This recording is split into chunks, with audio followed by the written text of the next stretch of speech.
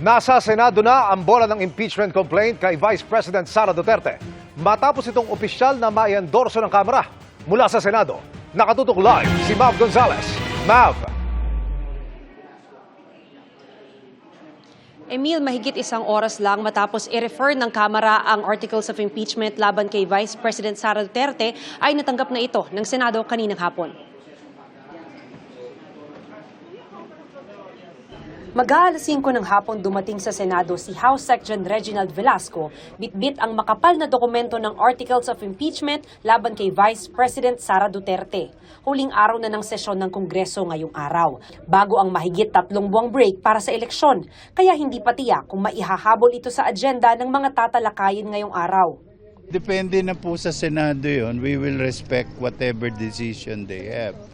Pero yun po, it's their constitutional duty to act on this. Meron daw possibility na sa June pa nila ma-actionan dahil nga nakabreak?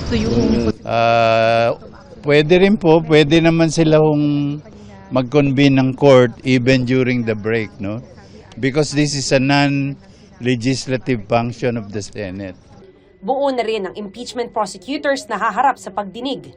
Pinorm na po kanina, kasama po sa transmission namin, yung name of the prosecutors, 11 prosecutors po, who are all members of the House. Will there be private prosecutors also? Papa? May private din po sir nasasama? Pwede po may private, like in the previous impeachment trials po. Dumiretso si Velasco sa tanggapan ni Senate Secretary Ray Bantug. Ministerial duty ng Senate Secretary na tumanggap ng articles of impeachment at ito-turn over niya ito sa liderato ng Senado.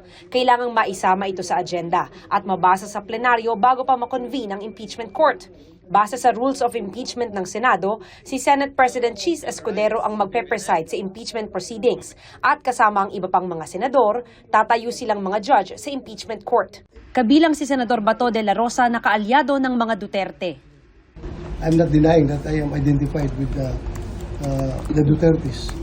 The decision will be made once I have studied the articles of impeachment at saka yung takbo ng trial, so how the prosecution presented their case.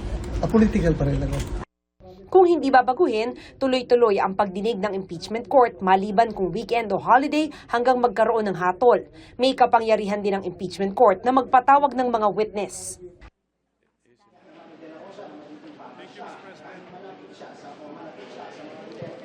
Emil, sa ngayon ay wala pang nakatakdang petsa kung kailan magko-convene yung impeachment court. Maraming posibilidad ayon na rin sa mga senador. Yung isa dyan ay ongoing pa kasi yung sesyon ngayon, kaya maaaring talakayin pa rin ngayong gabi. Pwede naman na suspendihin lang muna yung sesyon at bukas ay itutuloy nila ito.